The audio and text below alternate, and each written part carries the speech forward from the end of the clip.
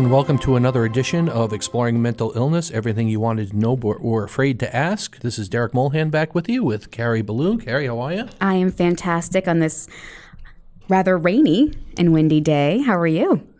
You know what? Struggling a little bit. Holidays were tough. Still struggling right now, but I'm not going to hide it from anybody. I don't know if it's a midlife crisis. Having some problems. My birthday's coming up. I'm going to turn 48. My dad died when he was 48.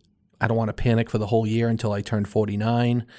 So I was at the doctor the other day, got a clean bill of health, which was good. All my numbers are trending. Lost 48 pounds for the year last year. Oh, fantastic. Cholesterol went down. Blood sugar's going down. It's just I have this unwanted fear. And I'm kind of in limbo right now with my job. And like I said, there's a ton of things going on I just don't have answers for. So I'm just plodding through, digging away. I wake up in the morning and that's the first positive thing that goes right. So it's one of those things. I understand. I think that some days obviously are better than others, and your journey is specific to you. And some days I feel like I wake up, and even me, who I often get referred to as having jazz hands, there are days where I really have to fake it to make it. Life events, work events, professional, personal can get in the way. And there are some times I wake up and I open my eyes and I'm bubbly and I'm excited for the day. And there are some where I'm just thankful I'm on this side of the dirt. Yeah, I have two people who are going through some. My friend Jimmy got into a car wreck, and he walked away unscathed, which he shouldn't have. He should have been killed. But he's upset because he's trying to find a new car, and he's like, I don't have any luck. The best luck would have been if I got killed in the crash. So I'm trying to keep him positive. And then my cousin lost his job, and he doesn't know what he wants to do. So he's getting into the depressive funk, even though he's not designated, even though he doesn't have mental illness, he's starting to fall into that funk, and I'm trying to keep these guys afloat. So it's tough because I care about them both. I love them both like brothers. Trying to help them out and then trying to keep a positive attitude myself. So, but you remember who comes first?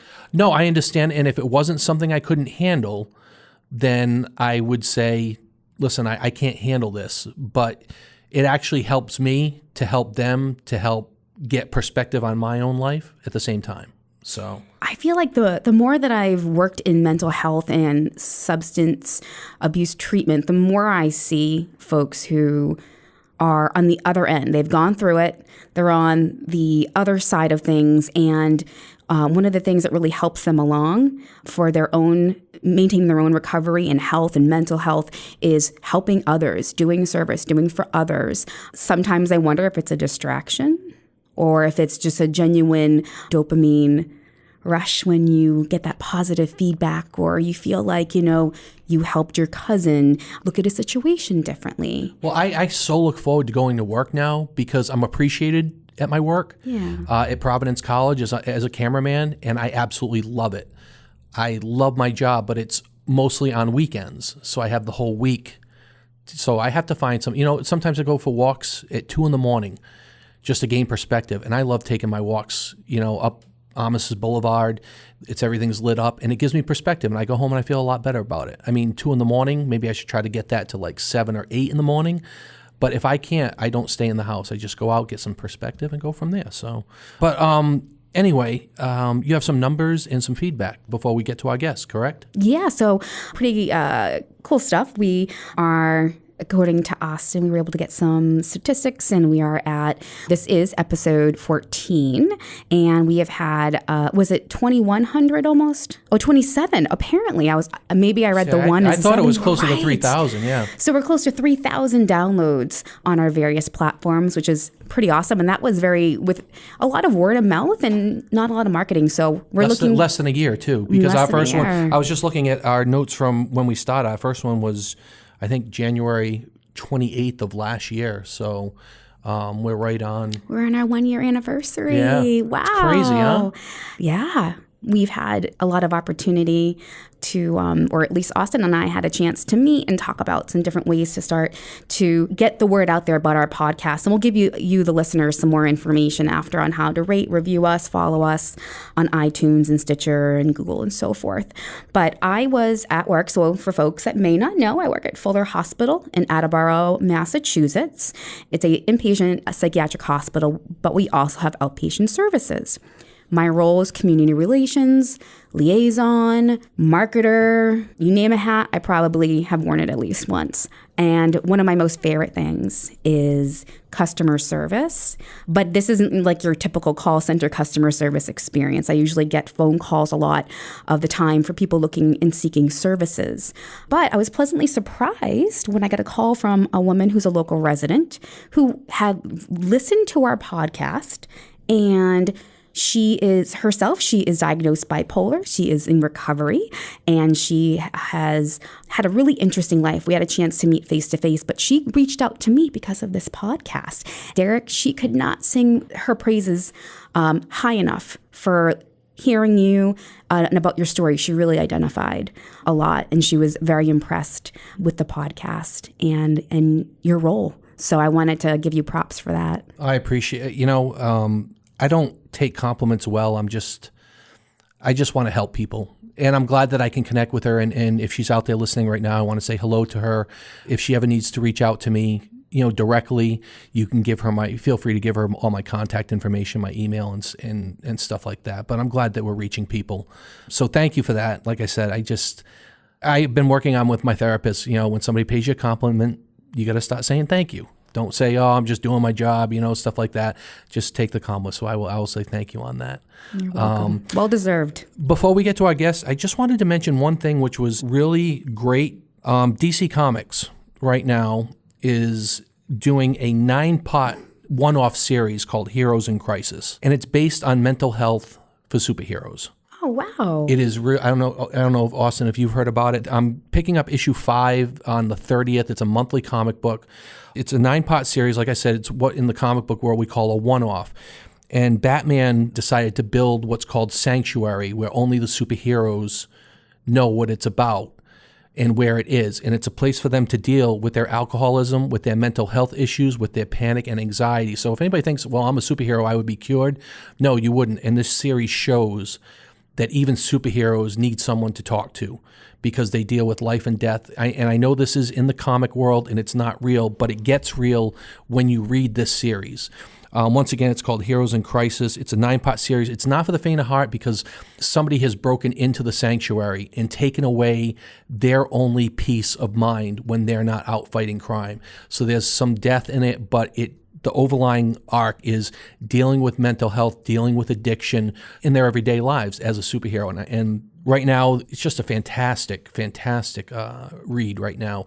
Like I said, it's going to go 9 issues. You can pick up the 9 issues at any comic retailer, or they'll come out with what's called an omnibus, which will be all 9 issues in one book, and that will be later on in the year.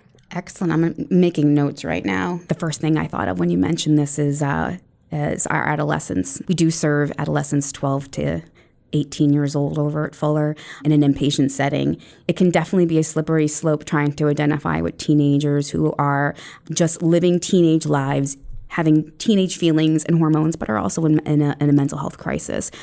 So maybe this is something that they could benefit from. Yeah, and it's funny because Batman is the one who put it together, and he doesn't have any superpowers. He's just a regular guy, and he realized the need for something like this for the other heroes. So enough about us and comic books and how you haven't seen any Star Wars movies yet. Oh, goodness. Introduce our guest. Absolutely. So I'm very happy to introduce our guest today. Todd Whitridge is here with us. Hello, Todd. How are you today? Hi, Carrie. I'm great. How are you? Good. So Todd is a colleague of mine, and I'd say a friend. Yeah. Absolutely. He is in recovery. And a while back, one of our listeners had emailed us with an interest in wanting to hear about somebody's journey through addiction and mental health. We talk a lot about addiction and dual diagnosis. We talk about services to really get into the shoes of somebody who's been there and has come out on the other side positively. We haven't really dove into yet. So that is why Todd is with us today. Well, thank you for having me. I appreciate it. So Todd, tell us a little bit about your history, your story. Sure. So I grew up spent the first part of my childhood in Boston, second part of my childhood in the suburbs of Boston. Grew up in an idyllic family, wonderful parents. wonderful brothers, and every opportunity afforded to me. I didn't have really any of the stressors that you oftentimes hear associated with addiction, which oddly enough provided one of the biggest barriers to me.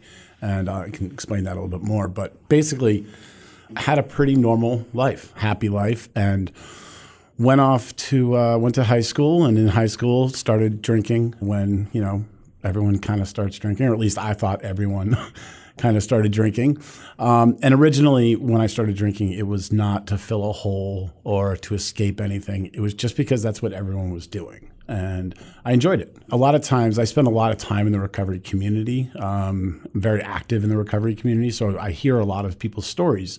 And a lot of times you hear people share their story, and they talk about their first drink or their first drug, and they say that they instantly knew that they were in love and it filled this hole and everything. I don't have that experience. I don't really even remember my first drink.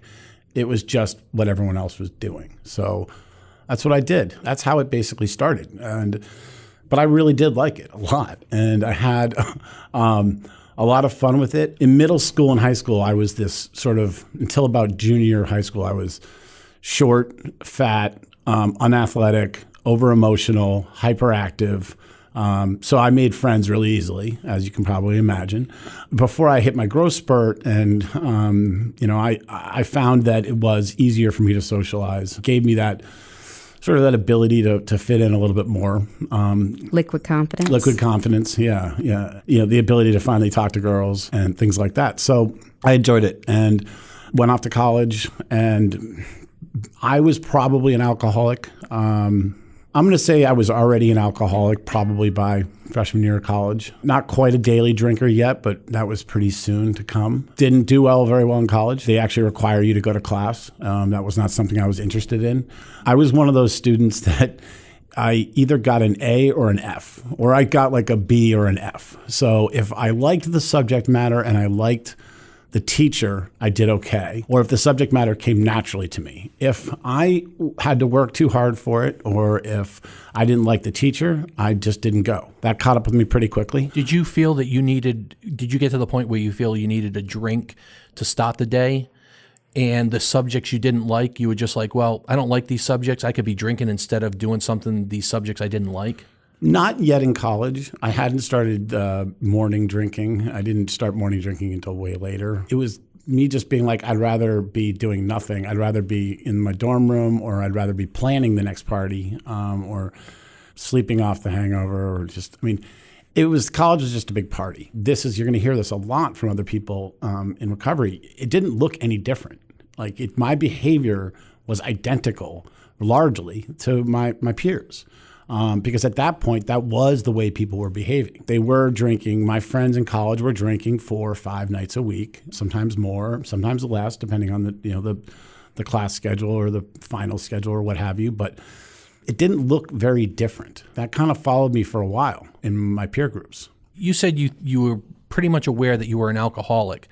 Did you look at your friends as alcoholics also? No, I don't know. That's a good question, actually. Something about me, I just knew it. I don't know why I knew it. When I say I was probably an alcoholic, I was an alcoholic already like freshman year of college. That's retrospective. When I actually knew I was a full-blown alcoholic, I was probably like 22, 23, which is still pretty early for most alcoholics. It takes most people a lot of years. At the time, I didn't look at them and think we're all a bunch of alcoholics. I didn't have that definition. Tell us, what happened with college and after. Did you graduate? Did you? No. What so happened? I got asked to leave that college 4 times and talked my way back in all 4 times. Then after the 4th time, I was planning on going back, and my father said, I think I'd rather do something more useful with this money, like light it on fire. So I jumped in. This is 1998, and I actually jumped into the dot-com boom. This was during the dot-com boom. I left college and kind of snuck my way into a startup. And you weren't the only one. Because the dot-com boom, everybody was quitting college because it was so fast, so hard. Yeah, I had a good friend of my brother's, good friend of my older brothers was one of those. He left the University of Michigan early on and went to Yahoo. I think he was like employee 15 or something at Yahoo. And he was one of those guys I looked at and I was like, I'm going to be that guy, So I assumed that was going to be my life. I got into it. Once I was in it, I spent the next 18 years chasing technology startups. As you were chasing, was your drinking becoming more heavy? Yeah. Again, though, it was very odd in the sense that it looked very similar to the behavior of other people. And by that, I mean, one thing you're going to hear from me, and I want to preface this with, I only have the ability to talk about my experience. And you do hear this a lot, though. As soon as I knew I was an alcoholic, which is roughly about age 22, 23, somewhere around then, I went into this sort of mode where I wanted to protect it. And by protect it, I mean, in my mind, internally verbalizing to myself, all right, you're an alcoholic. I probably didn't know what that meant because in my mind, it was something I could fix later, or it was something I could grow out of, or it was something I could buy my way out of. I actually thought that was possible. Like in my mind, I was going to get wealthy enough that I could just like go to the Mayo Clinic and get all new parts and like go to Betty Ford and just have the brain cleared up. But I just had to hang on long enough to get rich enough to go get myself fixed. I even researched black market liver transplants, which is the thing that you can get done. But you have to go to another country, and like, some countries are cheaper than others. But I don't think that's something you want to bargain shop for. I legitimately believe that. So I went into that protective mode, and I was doing things like when I was out drinking, as soon as I knew I was getting to the point where I was going to embarrass myself or others, I would just pull myself out. I would pull the chute, go home, and finish the job. So from age 24, 25, 23, 24, 25, something like that, I was drinking about half a liter of vodka per day, every day, without missing a day. It's amazing that most alcoholics don't know when to stop, and they're that person on the floor who has to go home. You actually had your wits about you, even though you were still inebriated, to say, you know what, I'm not going to be that guy. I'm going to take off, and I'll just finish I'll finish it at home. Yeah, don't get me wrong. I didn't always pull the chute on time.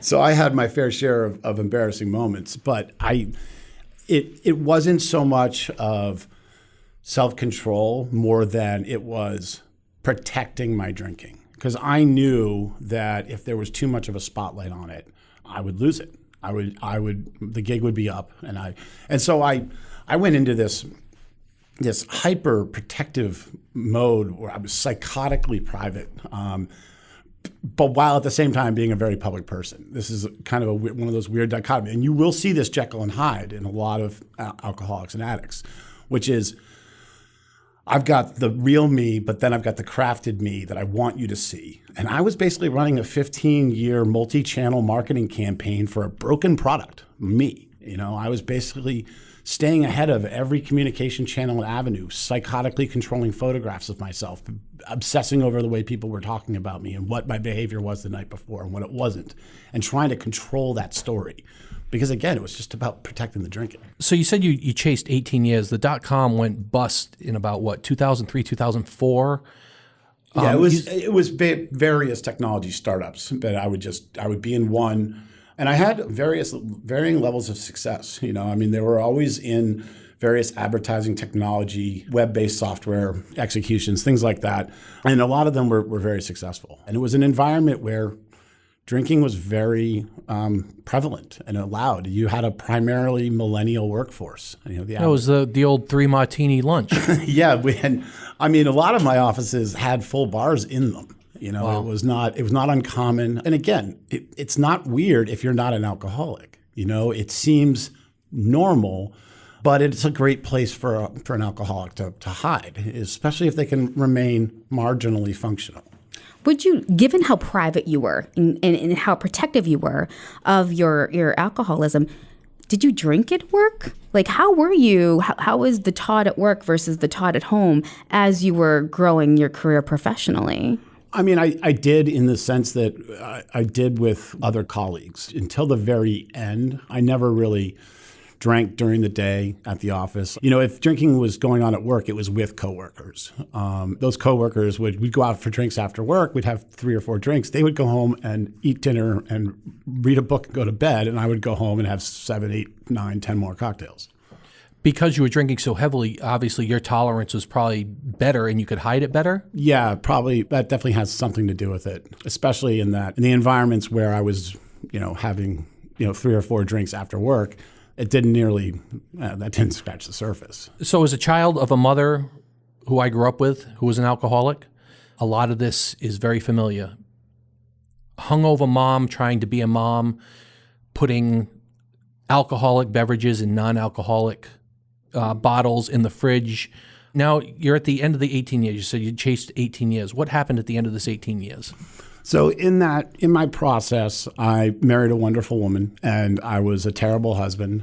There wasn't any sort of infidelity or physical abuse or anything like that. In my mind, I thought I was the perfect husband. I didn't cheat, and we didn't really have money problems. And my very existence as an alcoholic was psychotically torturous for her. The self-centeredness of an alcoholic is so grotesquely emotionally abusive.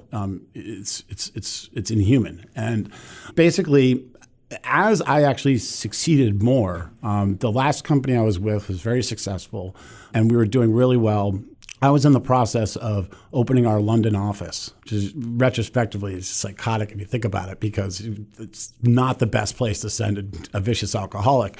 Because especially if it was Ireland or Scotland, man. I mean, the English drink their lunch on a regular basis. So I loved it. And my ex-wife had done a semester in London, and she loved London. So the idea of us moving there for 2 years was magical.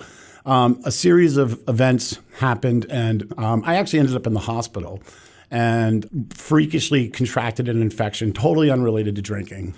Spent about 58 days in Mass General, a couple emergency surgeries, about 6 months of physical rehab, recovery from that, in which I didn't drink much. And then as soon as I got better, I went right back to it. But it really spiraled. It was really a series of resentments. I ended up going back to the company. The company was incredibly accommodating, incredibly supportive. They kept my office in a museum-like state. It was unbelievable.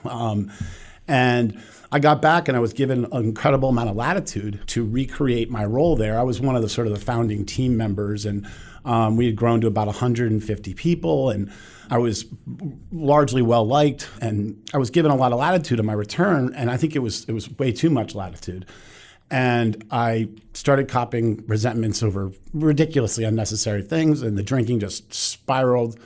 Then my company politely asked me to move on, and I was given a graceful exit, not asked to really pay any price for my drinking. I was given a graceful exit.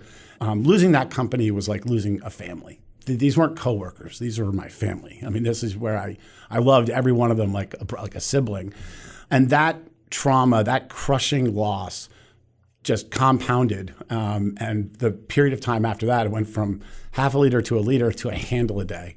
And I was just drinking around the clock. And actually, it was my wife's concern about my mental health and fear of me committing suicide. She actually suggested that I go get help for my suicide ideation. And I said no. And she said, well, you can't do it here. So I left and I went up to New Hampshire. My family has a house on Winnipesaukee. And that's where my journey began. It gets kind of uglier from there, but that's really where it kind of went off the cliff, so to speak. Losing the job. Losing the job. The family, actually, yeah. And obviously, I would assume that when your ex had said you can't do it here, it was her graceful way of saying this is over. I've had it. Yeah, we started marriage counseling, and it was. Even the marriage counselor referred to it as doctor-assisted divorce, and I don't blame her at all. I mean, it was torturous living with me. It cost my mom 2 divorces. 2 divorces because my dad, my stepdad, didn't want to put up with it, and then that left the onus on the kids, and my sister wasn't around. When we finally pulled the intervention, we did it at our church, and of course, she didn't have a problem. We had the problem. Mm-hmm. She was fine. And then she came to realization that she wanted to get help. But we had the intervention, a book about it, and she went play for play. It was amazing how this book was written and how she did everything. You're kicked out of the house. Well, no, you're not. I have a problem. And the good thing was that the meetings were at our church, so it was familiar surroundings. she just, she just liked to drink. Yeah. That was her thing. She loved to drink. She drank wine. I never knew what drugs she did, but I don't want to know. Was this an intervention, or did you go into treatment, or? Well, I had getting asked to move out by my ex-wife was sort of the initial wake-up call where I started to actually look at myself. And actually it was my dad, who's no longer with us, but he said, he said, why don't you come up to the lake? Why don't we do some things fun together without drinking? And he wasn't a drinker at all. You could count the number of cocktails that he would have in a year on two hands, maybe one hand. He really wanted me to get better. So I went up there and I started, trying to consider it and begin that sort of coming to terms process, which I didn't do very well at. Most people don't. I basically lied about it. Yeah, you really can't detox yourself. No. In fact, so I did that for a while and had the family convinced that on a certain level that I was trying, I think. And that wasn't hard because I actually was, on some level, trying to come to grips with it. My parents at the time were going back and forth between New Hampshire and Florida seasonally. And then when they left, they went back down to Florida, and I was up there by myself. I know that they were still very worried about me, but I think I was still putting on a good enough face that I was trying to try, I guess is the best way to put it. And unfortunately, I had a very close friend, my closest friend, that winter of 2016. He actually passed away while detoxing himself. His heart gave out. And it was a few days after that, in 2016, March of 2016, that I actually spoke at his funeral, went out after his funeral and got rip-roaring drunk. And the next day, my younger brother and my older brother, I forget which one actually said it, but one of them said, "Are you done yet?" And I said, "Yeah, I'm done." And that's kind of when I first threw in the towel. And they said, "Would you be willing to go to treatment?" I said, "Sure." So we called a treatment facility, one of the ones that my friend had been to that he really enjoyed. This is a big part of my story because I had watched my friend over the years go into multiple treatments, be sectioned and try the fellowships and try everything and just not get it. And I was watching him for years, kind of, I always knew in the back of my head that this was it. And he was he was the type of drinker that kind of became kind of unpredictable. So he was more obvious about it. When we were out getting combative with waitresses and combative with, he seemed a little bit more obvious, at least to me. I could be, by the way, an alcoholic's view of their own story is horribly distorted. In the period of time of me being sober, this time, which is 20 months, which is the only time I've ever actually tried recovery, we can get into that, real recovery, not just not drinking. I've come to realize that what I believed is not actually what happened. So my story, if you hear me tell my story 20 months ago, my story now, it's completely different because I honestly didn't know what the truth was. So that's sort of a blanket caveat for everything I'm saying. Well, it's funny that you say that, if I might interrupt. When I have anxiety and panic or depression, it doesn't come around as much because I know the symptoms, but I will call friends and I will reference, "Hey, did this happen a while ago?" Because you forget. Yeah. Or you don't want to remember. Hey, did I have numbness here, or did I have bubbles in my chest? Stupid stuff. But it's always good to be able to reference it because I don't remember it that way. And the longer and longer it goes without having something, it feels like it could be something new and not the same old crap that it always is. And you have to remind yourself of that. But like you said, your story 20 months ago was a lot different than it is now, where my story might have been the same, but I don't remember it that way. So I have to use references. I have to use the notebooks that I used to write notes down in to give myself that levity that, it's just the same old stuff. Get over it. Keep going. Yeah. It's wild because I will have very vivid memories and I will discuss them with people, which is part of this process. And they'll be like, "That's not the way that happened." And I'm like, "Really?" Because I'm pretty sure I remember it that way. And they're like, "No, that's not the way it happened." I'm like, "Okay." And I'm okay with that now. That's another thing too about this is the process of getting okay with the truth. Forgiving yourself and wanting to get better. Yeah. That's the biggest thing, wanting to get better. Yeah, that is the biggest thing. That is certainly the biggest. So yeah, I went to treatment.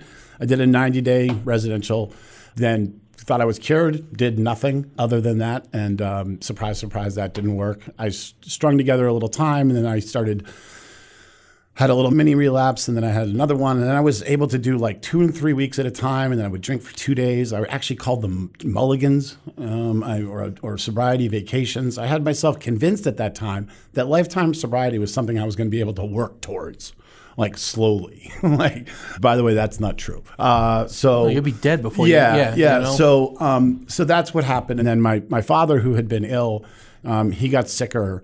Went into home hospice down in Florida, and then he passed. Right after he passed, my mother got sick.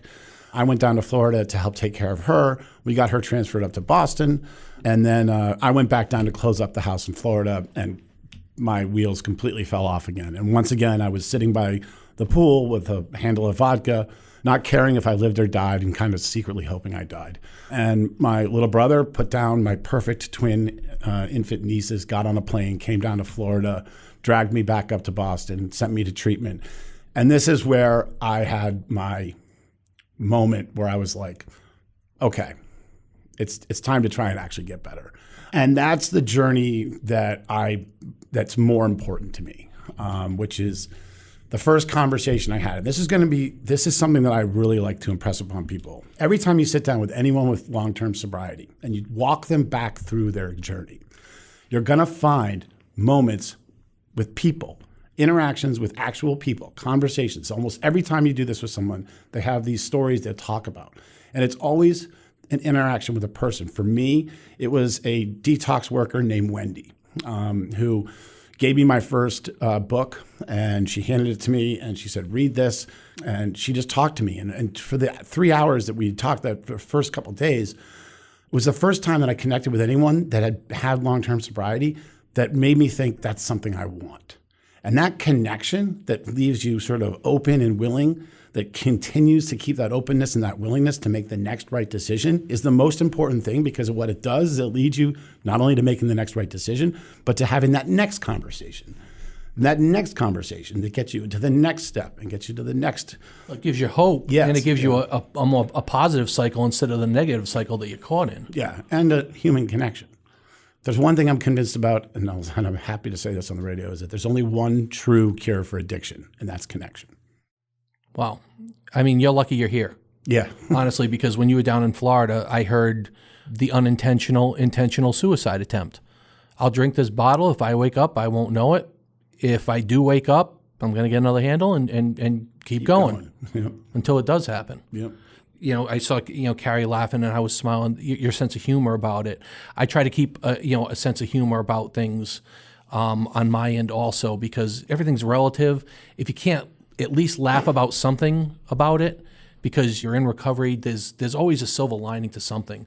And I feel that, not comedy, but if you can talk and have a smile, I think it helps. Yeah, I mean, if I wasn't able to laugh about this, it wouldn't be worth doing. I mean, because if you can't laugh at it, if you can't, and I'm a firm believer that humor is also an incredible piece of medicine. I mean, you have to be able to find the humor in it, or it'll just be too dark, And I know that one of the subject matters of this is of your show, and your common subject matters is the broader mental health spectrums. And I joke about this all the time, but it's true. But like those expressive moments that make you laugh and make you cry, the arts and things like that, and the things that allow you to connect spiritually to anything, laughing and music and theater and horses and nature and everything, all those things that create that joy and that happiness in life and give you a spiritual connection to the greater world actually helps. It actually cures you of various things. And there's tons of evidence for it as well. But I mean, personally for me, there's so much of that in my life now that my life was completely devoid of before. Well, it's funny because I've said this, I've talked about this on the show. I'm a suicide attempt survivor. And the only reason, and I laugh, and a lot of people laugh about this, was I was taking my pills and then something happened. I had a panic attack. And my panic attacks, I'm afraid I was going to die. And here I am taking pills, and I'm like, you idiot, of course you're going to die. You're taking pills, you're trying to commit suicide. And that's when I started laughing my ass off, put the bottle away, called 911, called my therapist, and that's why they know that I'll never do that again. But it was a very funny moment in the time that here I am taking pills, Now I'm having a panic attack, afraid I'm going to die, and I'm sitting here in my living room at 3 a.m. laughing hysterically. And I'm just like, well, that's, it doesn't get any more ironic than that. No, and that was it from there, so. Yeah, I would say that at my bottom, right before that first treatment, when my wife asked me to leave, the only reason I hadn't killed myself yet is I wasn't done writing the suicide note. Like, I was literally writing, it was multiple pages long. And the reason why is because, and this is the hopelessness of an addict or an alcoholic, is you get to a certain point where you think you're doing the world a favor. You're congratulating or thanking the people for putting up with you for so long, and you're saying to them, you're free now. I'm no longer going to be a burden to you. And I was going person by person. I was making sure I let everyone know that I was no longer going to be a burden. You were naming literally people. I was going person for person. Yeah, I was. Sorry, Mom. Sorry, Dad. Yeah. Sorry, Bill. Sorry, George. Yep. Sorry. Wow, that's pretty well thought out. Yeah. It's funny because this process is mirrored in the fellowship, and it made writing that quite easy. So, you said you're 20 months. 20 months. 20 months in. Where are you now? What do you, if you can, what are you doing? How is the recovery going? Well, this was what sort of happened at that point, is that I went to treatment, I went to detox, and then I went to residential. And then after that, I went to a partial hospitalization program. And after that, I stayed in outpatient. And after that, I went and I stayed in counseling. I stayed in treatment and then remained in outpatient counseling I stayed in treatment, I think, for like 287 days. Not intensive, only inpatient for the first 28 or so days. But this was the process where I was like, I just kept saying yes. In recovery, they call them suggestions. They say, we're going to make these suggestions. You can take them because we suggest these are going to work. And the person that has the best chance is the person that takes all the suggestions. At least that's what I've seen. In my experience, when you see someone, they just take all the suggestions. So I just said, I'm just going to keep saying yes. I had an incredibly supportive family. I'm very lucky in that respect, extremely lucky in that respect, that I have a supportive, loving family, friends, that without this, I don't think I could have done it, that allowed me to take the time to do that and to really focus on my recovery. I ended up going to Cape Cod, which is one of the most incredible recovery communities in parents live down there in the country. It's unbelievable. And I just stayed in, and I went to meetings. I went to 2-3 meetings a day. I worked, helping people, giving people rides. I worked, speaking. I did everything I could. I got completely immersed into the recovery community and focused on nothing but that for a solid year. So I did that. I got to the end of it, and I was excited, and I was like, okay, I'm going to go back to some version of my old life. Actually went through the process, and I got an amazing job at an incredible company up in Portsmouth, New Hampshire, and I was in the process of moving off Cape Cod, and I got there, and I ended up in a conversation with the facility that I went to for detox and residential treatment. And they were looking for someone to represent them in Cape Cod. And I had never considered that. It's funny, too, because you spend enough time in the recovery community going to meetings and stuff, and you start to think that for like a guy like me, I only have a few options. It's go back to my career, teach yoga, sell real estate, or work in treatment. And it's like this hysterical kind of cliche. So yeah, I'm the cliche. So I took the job working in treatment, and it was really interesting because I had already accepted the other job, and I went to the CEO and the founder of that company who had hired me. And I was very honest with her. I said, listen, I have to turn down the offer that I accepted. And here's the reason why. And I told her that I was a recovering alcoholic, and I've been given this opportunity to help other people get back on their feet and fight their addiction. And she was unbelievably impressed with the decision. She said, I support you. That's amazing. If anything, you've just confirmed that you were the right person for me to try and hire to that level of care. I was blown away. And she actually said, and if it doesn't work out, give me a call. So wow. Yeah, I was blown away by that. And it's one of these things that for alcoholics and addicts, we don't get it. That level of honesty is something that we are so foreign with because it leaves us exposed. And that's one thing that we're just inherently afraid of. But your story is like what they always say, the punk in school always is going to make the best teacher. Because he knows all the tricks. And I know a couple of kids from high school, they were, and they became they became teachers. Yeah.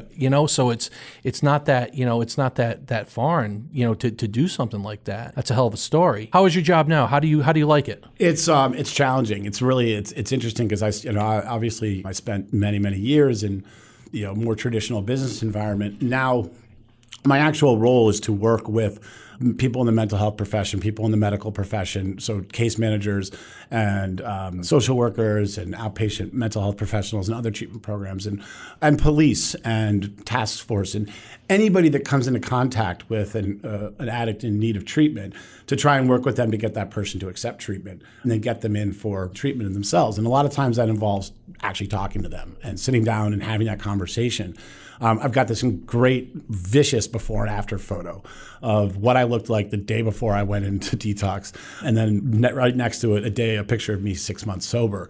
And if I sit in someone's hospital bed and I show them that photograph, it's a wake-up call. Their eyes light up because almost none of them look as bad as I looked. Now it's funny how this comes full circle, because you know what? Now you're that human contact that you looked for to get to where you are today. Now you're going to be that contact to get somebody 20 months, 30 months, 40 months down that road. Yeah, I hesitate to give myself that much credit. See, I'm the same way. I'm the same way, but you know what? You have to, because you know what? You take the victories when you can get them, and you got to take the compliments. So you just say, all right, thank you. Thank you. But you've got to realize, you got to believe in yourself. And as modest as you are, you remind me a lot of me. The thing is that, like I said, you're going to be that human contact that you were looking for to so many people. That's why you're an open book. That's why I'm an open book. That's why we have close to 3,000 downloads, because I'm open. Our guests are open. They're looking for somebody who can relate to your story, to my story, to Carrie's story as a physician, the other people who have come in here who have struggled, or the other doctors who come in here. You and I are the litmus test that puts the pen to paper from what the doctors are trying to tell people, that there is hope. You don't have to be curled up in a ball, drink yourself to death, wait to die. You got to remember that. You got to give yourself a lot of props here. Well, I'll give myself credit for one thing, which is I know for your hair. Did you have the hair before? Did you always keep the hair? I've always had the hair. Yeah. For anybody, listen, I'm a straight male, as straight as it gets, but this guy has fantastic hair, and I told him that off air when we came in, but it's outstanding. Thank you, I appreciate it. The one thing I do know for sure is that my entire existence was entirely selfish for my entire life. I did nothing but take. And sometimes, if you were a friend of mine or you were around me, that worked to your benefit. If you were in the same mood, if you wanted to have the same fun that I wanted to have, it worked a lot to your benefit, because a lot of times I was fun. If for any reason you got in my way, or you were not in the mood to have that kind of fun, or I could have fun at your at your detriment, I would. So I was just, my nickname on my old bowling league was Tornado, and there's a reason for that. And because I was a tornado, I just blew through, and it wasn't like, it was much more about just that incredible selfishness. It wasn't really about necessarily making a spectacle or getting into trouble or things like that. It was just that incredible laser-focused selfish, behavior. And that, I think, is oftentimes consistent across people with this disease, is that we lose the ability to look outside ourselves. And that's the only thing I can say to your point, is that now I think I'm actually helping people. And that's the first time in my life I've ever helped anybody. Of course you're helping people. I have just literally one more question. My mom, when she was in recovery, hid the fact that she was a recovering alcoholic. Now she wears it like a badge. Mm-hmm. Because I told her, and I'm not going to list celebrities on the air here, but, if you look at celebrities who are recovering alcoholics, they hide it, but for their on-air personality, but they don't off. So do you wear it like a badge now? Like, I'm proud of what I've done. I'm 20 months and here I am. I do. I'm not proud of it from a what I've done perspective. Meaning I don't think that I'm any sort of great achievement of sobriety or anything of that nature. But what I do know is that I have an obligation to help the next sick and suffering alcoholic and addict. That obligation, I think, whether you do it quietly or privately, or you do it publicly, or however you want to do it, the stigma and the fear and the isolation of addiction is what kills addicts and alcoholics. And then, by the way, I don't think there should be a distinction between the two, but that's maybe another show. That isolation and that fear keeps people hidden. And if they don't feel like there's other people out there willing to raise their hand and saying, I'm one, it's going to keep them hidden. And the stigma is going to continue. So people need to raise their hand and say, I'm one. Well, you definitely came to the right show. We talk a lot about stigma here, and that was actually one of my questions to you is managing the stigma that comes along with recovery. And there's positive, I'm sure, there's positive viewpoints of being in recovery, depending on the setting you're in. But have you experienced any negative stigma or repercussions of your recovery in the community or professionally? Not really. And I think that's more of a function of the environment in which I was brought up in. I've always been in a fairly educated, open-minded, accepting culture, whether that be my childhood, my family, my friend circle. I've never had to face any of that overwhelming cultural stigma that a lot of cultures do face, a lot of different groups do face. And so I didn't really have to face any of that. Also, I wasn't in a highly regulated profession. And I didn't have a profession where, I didn't even really choose to stay in my profession. But we are living in a time now where if you are in sort of arts and technology, communications fields, things like that recovery is honored. And especially if you work in treatment, there are plenty of professions out there where that doesn't exist yet. There are lots of people who genuinely and rightly so fear for their livelihood if they come out and if they step forward and ask for help.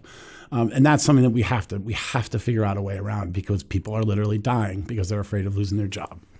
Well, it's a sickness. I mean, it's a sickness just like the flu, just like anything else. It's sickness. Addiction is a disease. Of course it is. Absolutely. And interesting to hear you talk about how, almost like that, the concept and the reality of how closeted addiction can be, and how trying to identify somebody who is an alcoholic and who you can help must be pretty difficult, because even listening to your own story, here you had this persona of what you were trying to portray and then what the actual is. So then how do you help somebody get help if you can't find them or identify them?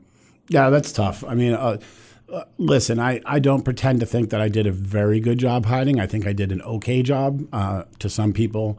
Those very close to me knew what was going on. And I think a lot of people also felt like maybe the same thing that I thought, like just hoping I would grow out of it, or hoping I would take the necessary steps to do it on my own. But if you had stayed well hidden, you wouldn't be here. Yeah, that's a good point. So, that's one of those things that I think that from a treatment sort of talking about this from a professional standpoint, one of the things that I'm trying to focus on my job is the treatment world has been so focused forever out of necessity on pulling people out of the river right before they go over the waterfall. So when they've lost their job, or when they're in the emergency room, or when they've gotten a DUI, that last second before they actually go over the waterfall and die. And you're pulling people out of the river at that point.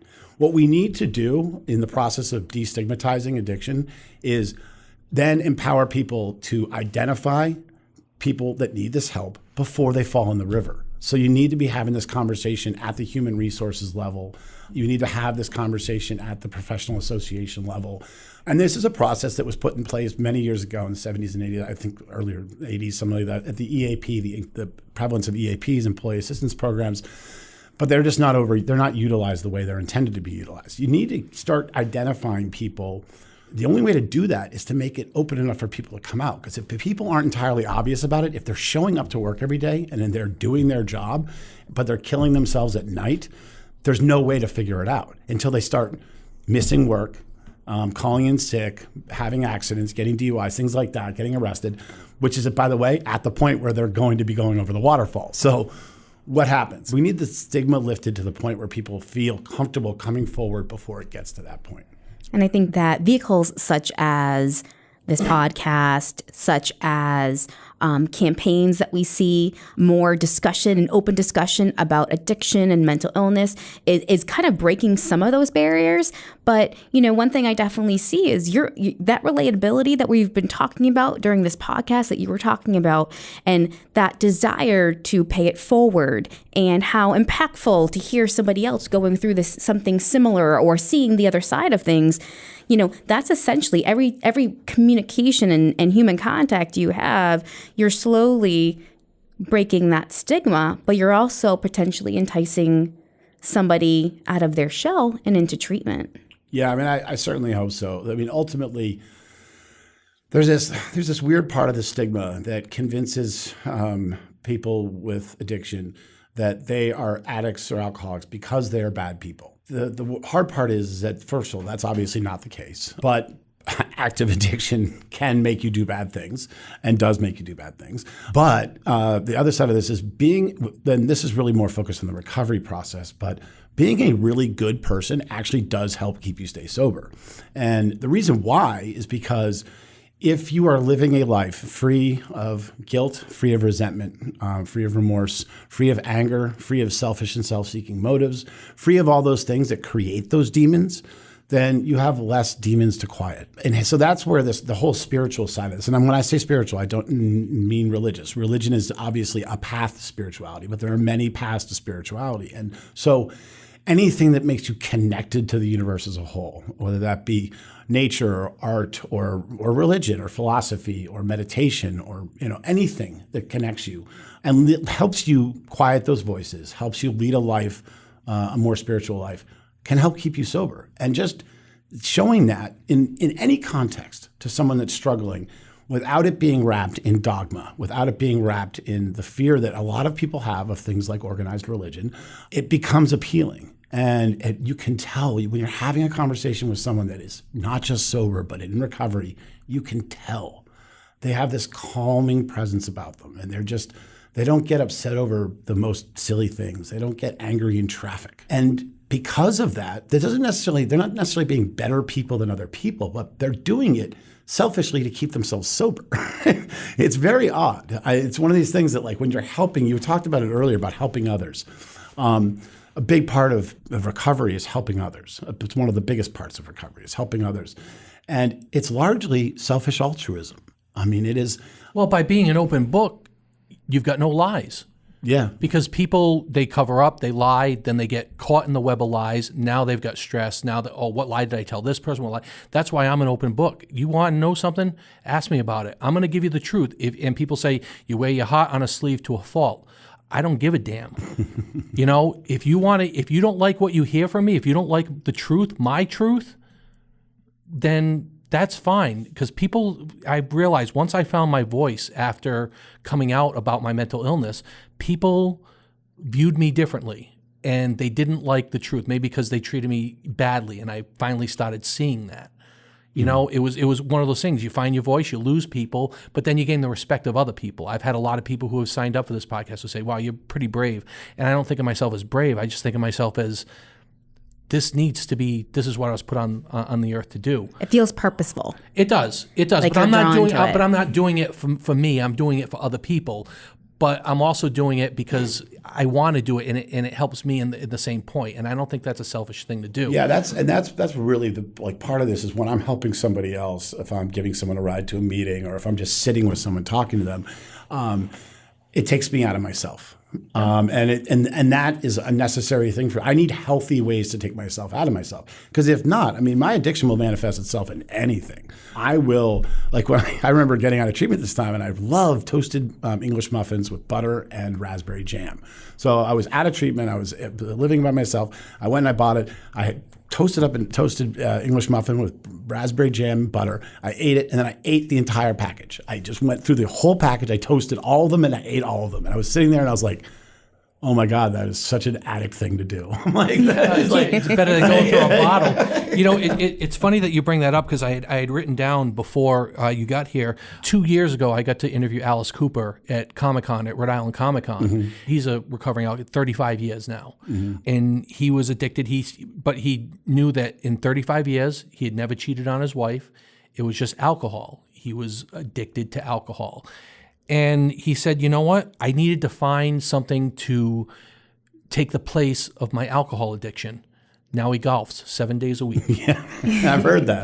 before the concert, and he says it's very, I mean, here's a guy who he told us this is his onstage persona, Alice Cooper, and then when I'm off stage, this is who I am. I don't live my character. He's like, but for so many years I drank, but now he's like, I go on the course, I play 7 days a week, and that's my new addiction. And his addiction now is trying to get to be a scratch golfer. Yeah. So he was very, very open about it. So it wouldn't be a proper Exploring Mental Illness podcast if I didn't mention the words coping skills, because I have stated that on many occasions. It's my favorite phrase. But what I hear is coping skills. Alice Cooper's coping skill, replacing addictions. Now, some can be negative replacements, obviously, like entire sleeves of English muffins. So a good combination with the butter. Oh, it's delicious. It's delicious.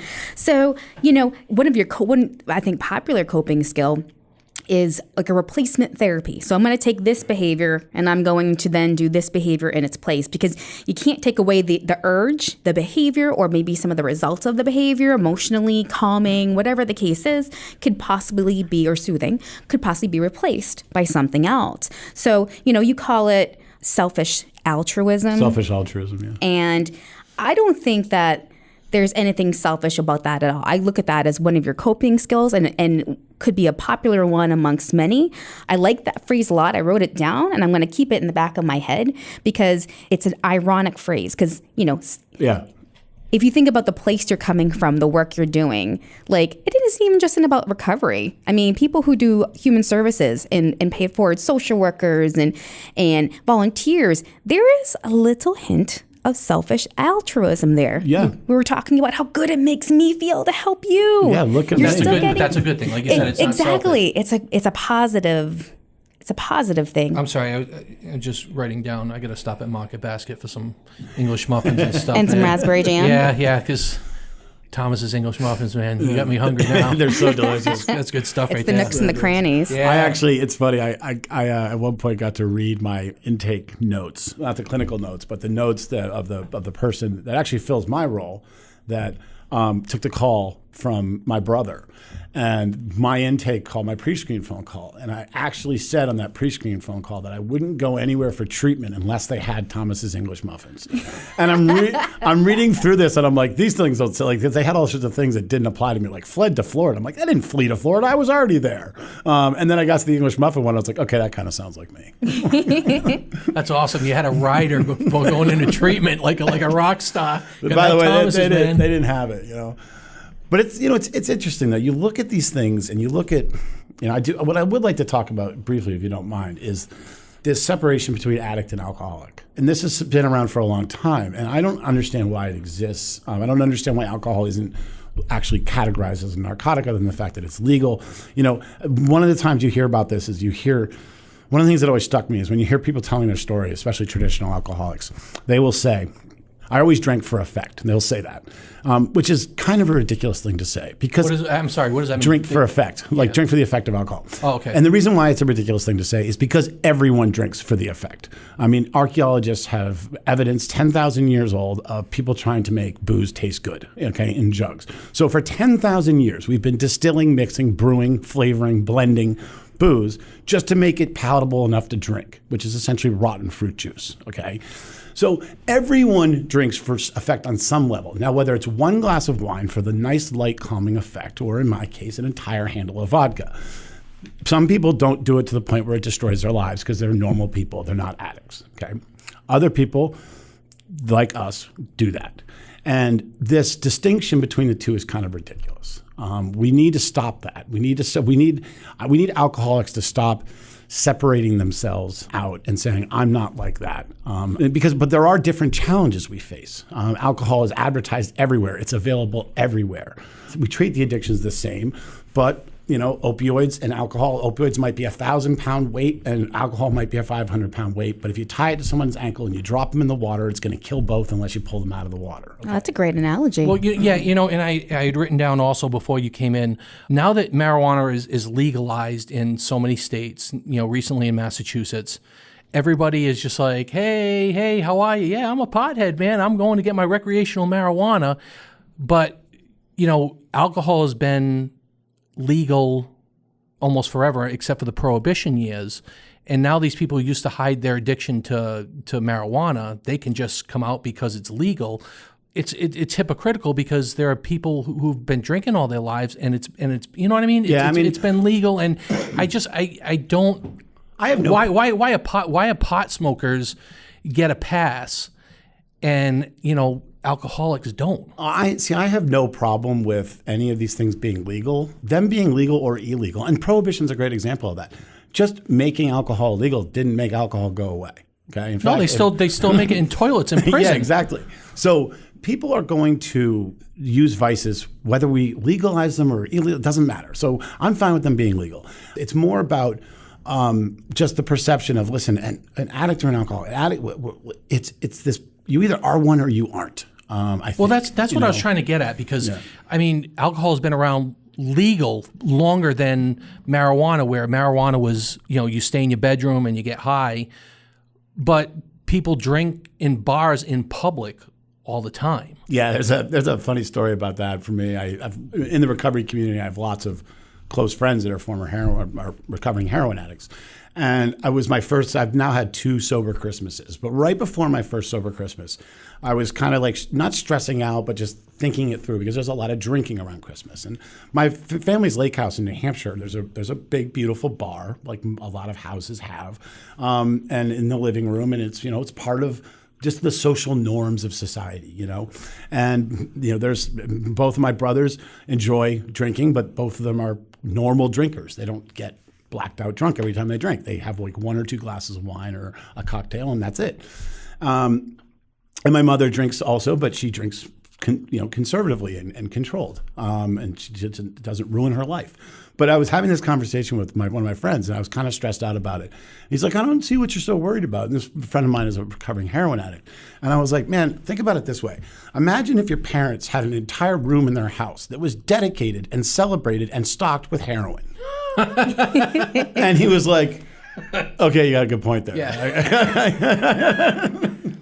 I had read that a lot of people, there's a misconception about New Year's and Christmas and Thanksgiving. The day that recovering alcoholics need to take care the most is the 4th of July. That's the holiday that people drink the most. Is that correct information? I honestly don't know. I didn't really differentiate. It's funny. I became more protective of my drinking around holidays because I knew that the spotlight was on me. So I tried to make sure that I controlled myself enough that I wouldn't stick out, because everyone else was.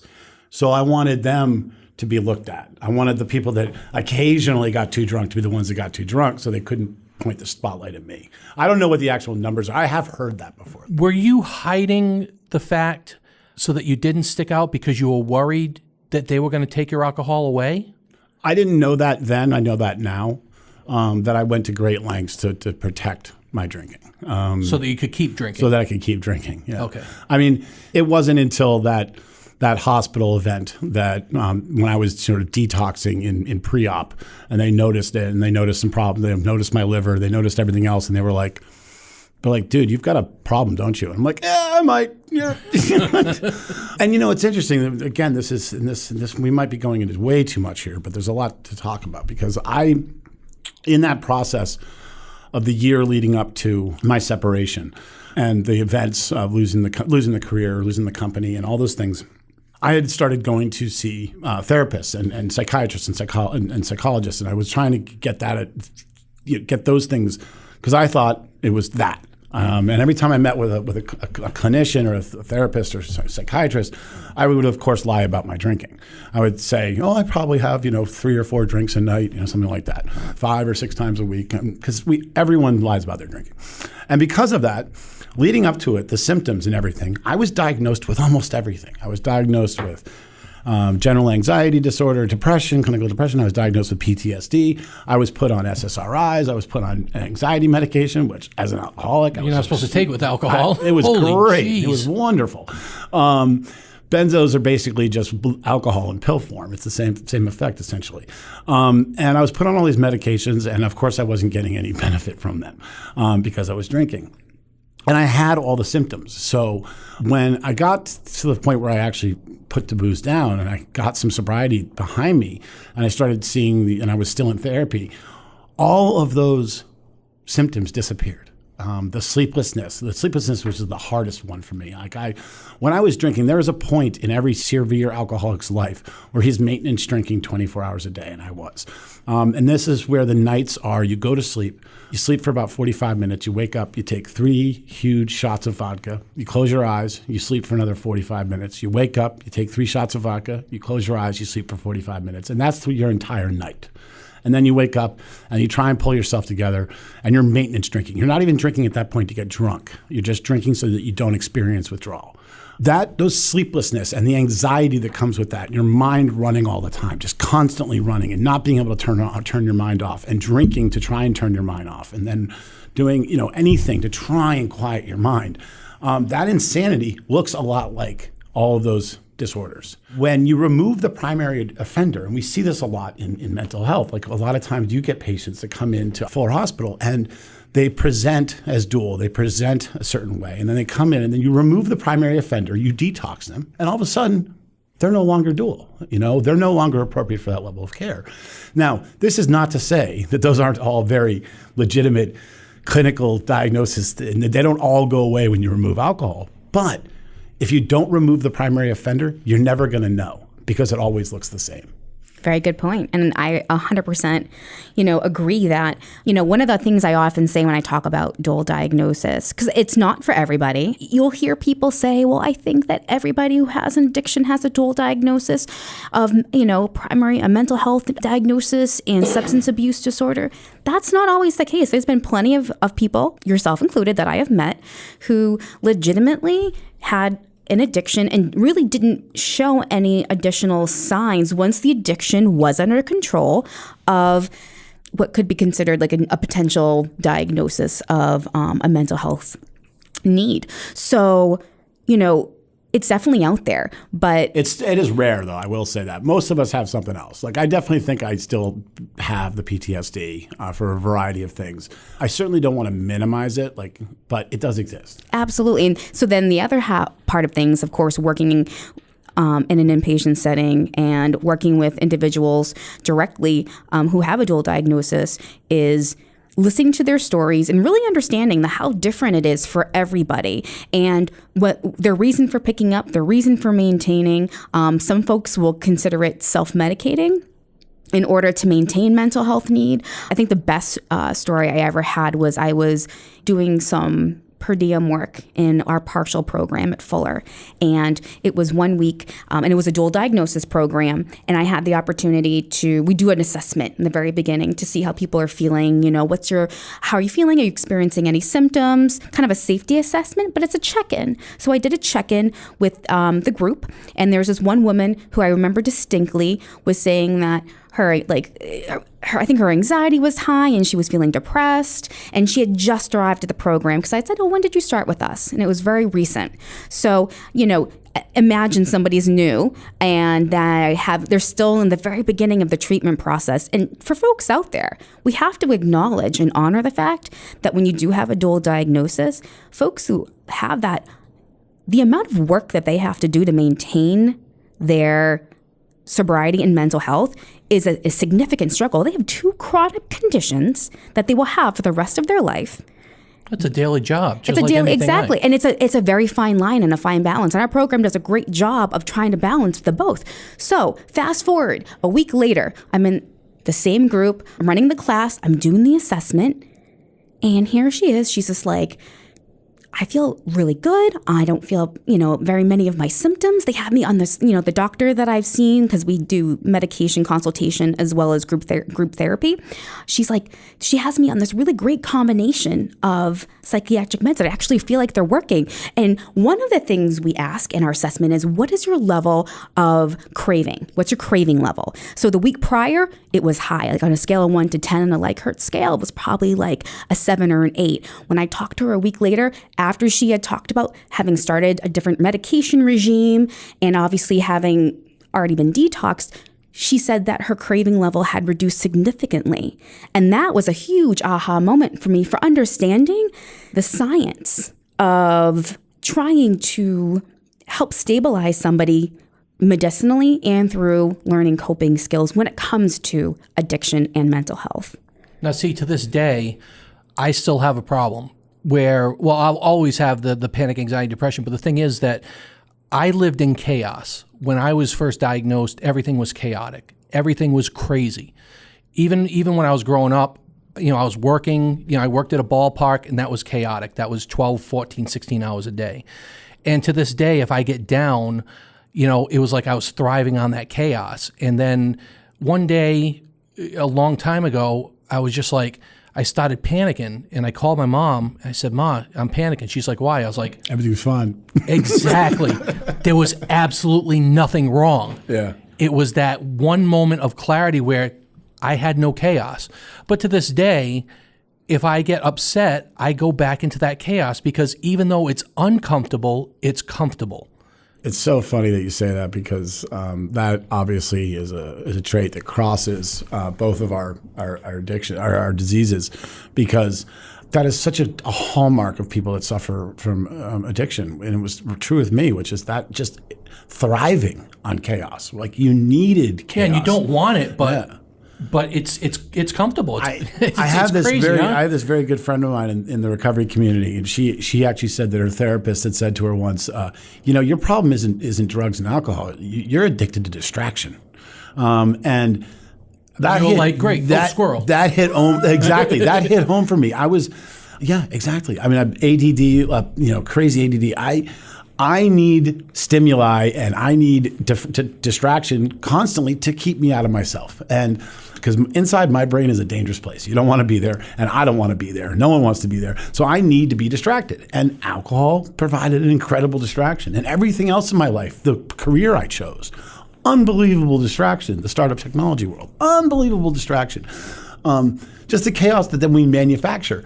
And it's interesting you should bring that up because when you have this, people go to treatment, they go to inpatient, then they go to PHP or whatever, they go to a sober house, and they go back to their lives, and they get some sobriety under themselves, and they start getting things back. They get they get the job back, the car back, the apartment back, and all of a sudden everything's great and normal, and they're like, this is terrible. What is this? What is this?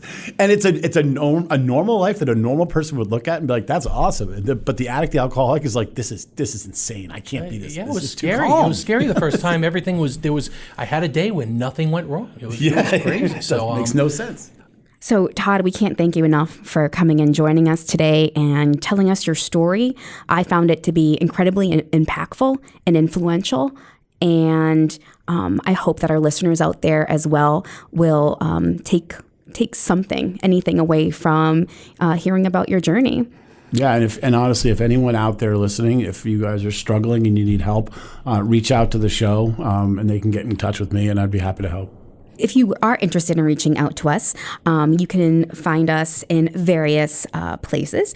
Our email address is mentalillness, all one word, at WARAradio.com, or you can go to our website, WARAradio.com. You can listen to our podcast. We also have a Facebook page, and you can search for Exploring Mental Illness. You can follow us. We post about our podcast releases, and of course, we always take feedback. If anybody is interested in learning more about mental health services in the Attleboro, Massachusetts area, specifically at Fuller Hospital, you can contact me, Carrie Ballou, directly at 508-761-8500, extension 2354. If you have a question and it's 3 o'clock in the morning and you're seeking services or help, you can also dial that same number and hit option number 1 for admissions. We have a 24/7 intake department with a caring and knowledgeable individual on the other end of the line. You can also go to our website, www.fullerhospital.com. We have information about our services, ways to contact us, and also information about the podcast. Okay, and I also want to thank Todd. I feel like a kinship because of what my mother went through and what I go through. Everything is very similar. So we hope to have you back because I'm sure there's a lot more that we can discuss about this. Distribution sources. We're coming up on 3,000 downloads, which I want to thank everybody for that. We're doing good. People are interested. But just in case you can't find us, we're on iTunes, Stitcher Radio, Google Play, TuneIn, and YouTube. Once again, we have a Facebook page called Exploring Mental Illness. You can rate us and leave us a review. We air on WARA Radio at 6 o'clock. That's 1320 a.m., WARA Radio in the Attleboro, Massachusetts area. Or you can go to WARAradio.com, listen online, or if you want to review other podcasts that we've done, they're all on there. Once again, I want to thank Todd. I want to thank Carrie. And just remember, we always say it, you're not alone. If anybody's listening out there and they've learned more information and you worry about somebody, talk to them, dial 911. No one's going to get angry for you for looking out for the well-being of someone, and you might just be that person who saves a life instead of someone taking one. So until next time, be well, everybody, and we'll talk to you soon.